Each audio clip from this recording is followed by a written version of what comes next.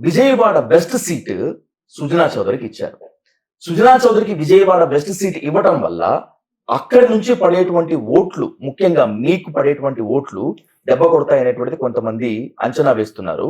ఆ బుజ్జగింపుల్లో భాగంగానే, ఆ రిపేర్ లో భాగంగానే మీరు జలీల్ ఖాన్ బుజ్జగింపు ప్రయత్నం కూడా చేశారనేటువంటిది ఒక టాక్. ఆ ప్రమాదాన్ని ముందే ఊహించారా? అసలు జలీల్ ఖాన్ గారు అనే వ్యక్తి మా సొంత పార్టీలో ఉన్న వ్యక్తి. ఆయన నాకు సీట్ కావాలని ఎవరన్నా కోరచ్చు. అంతేగాని పార్టీ మీద తిరుగుబాటు చేస్తానని ఏ రోజు చెప్పలే ఆయన. నాకు సీటు కావాలి. మా దాంట్లో ఐదుగురు పోటీ పడ్డారు విజయవాడ వెస్ట్ నియోజకవర్గంలో. అవును. ఐదుగురు సీటు కావాలని ఎక్స్పెక్ట్ చేశారు. ఎవరన్నా సీటు కోరచ్చు. కానీ మా ఆది నాయకుడు చెప్పంగానే అందరూ కామ్‌గా అయిపోయి అందరం కలిసికట్టుగా పనిచేస్తున్నాం. బుజ్జగించటం కాదు. ఆయన ఏ రోజు పార్టీ పెడతానని అనలా. నాకు సీటు కావాలంటే మేము తీసుకెళ్ళి మా నాయకుల వారి దగ్గర కూర్చోబెట్టి వారికి న్యాయం చేయండి సార్. ఆయన పార్టీలో సీనియర్ ఉన్నాం. న్యాయం జరుగుతుంది ఆయనకని అందరికీ తెలుసు. రెండో విషయం, సుజనా చౌదరి గారి వల్ల ఏ రోజు తెలుగుదేశానికి ఓటు తగ్గదు. ఎందుకు తగ్గదు అంటే ఆయన 2014 నుంచి 19 వరకు కేంద్ర మంత్రి.